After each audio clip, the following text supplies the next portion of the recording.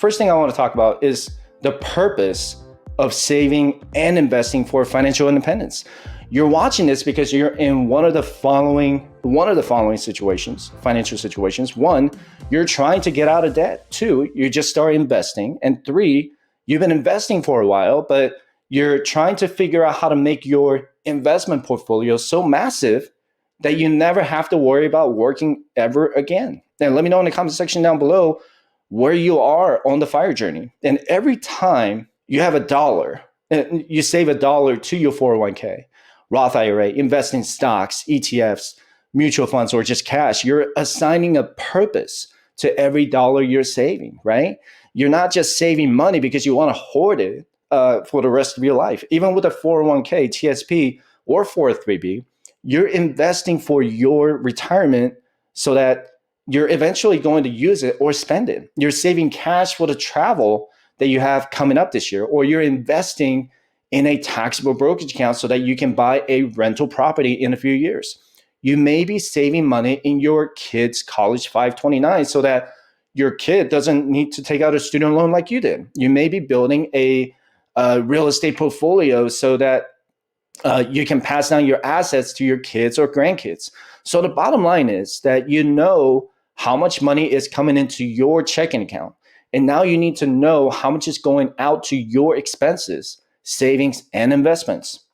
So again, I want you to ask yourself the purpose or the why you're saving and investing. My wife and I are saving 70% of our income this year to achieve financial freedom and retire early from the workforce in our 40s so we can truly enjoy our lives by traveling the world. But we don't just save 70% of our income and not have fun at all. That's probably the biggest misconception about the FIRE movement, is that if you save money now, you're not going to have any fun at all. Or right now, that's not the case at all. Of that 70% that we save and invest, we assign a purpose or reason for every dollar we put in to our savings or investment account. And we include our travel fund or any fun money in our savings rate, because for every dollar we're saving right now, we're going to spend it one way or another, either now or later. I talked about the bucket strategy in the previous live stream, and that you should have a savings plan for long-term, intermediate, and short-term goals. So your gross savings rate could be 50%, but your net savings rate could be 40 or 45%. That makes sense so far, right? But we each get one life on this planet. And I have a bucket list that I want to cross off every year. And I want to visit every Major League Baseball park and every NFL stadium and go to the Super Bowl every year and visit every hockey arena in the US. My wife wants to take a picture in front of a waterfall for every state or country that we visit. I don't want to turn 70 years old and look back at my life and say, I could have done more. So you're not just saving money now, and you don't get to enjoy any of the money you're saving today. You have to learn to have fun while you're on the FIRE journey. The only exception is if you're in a massive debt. You have to make the sacrifice of paying off your debt now by grinding and working extra jobs. And that is coming from someone who once had $110,000 in consumer debt. And I sacrificed 2 years of my life paying off my credit cards, personal loans, auto loans, and the TSP loan that I could have, so that now I could save and invest 50, 60, and now 70% of my income. Do I regret paying off my debt? Absolutely not. I love being debt-free with the exception of my mortgage.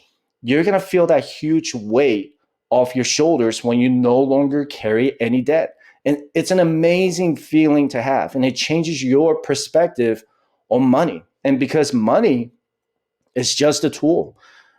People who are obsessed with money are usually the ones in a very unhealthy relationship with their money. And not once have I ever said on this channel that you need at least $1 million to be comfortable. I've never said you need $2 million or $5 million to be truly happy or retire early. And I always say that money is a resource or tool that can help you achieve your goals and purpose.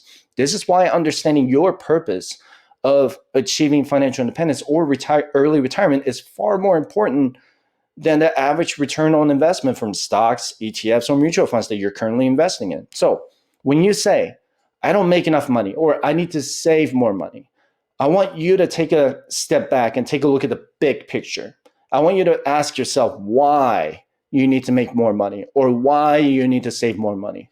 What is your purpose? Because I know there are people who make over $100,000 a year and still live paycheck to paycheck or are just unhappy. So after knowing your purpose, now let's talk about the how. How are you going to save and invest your money? This is my financial independence checklist. I created this checklist over a year ago.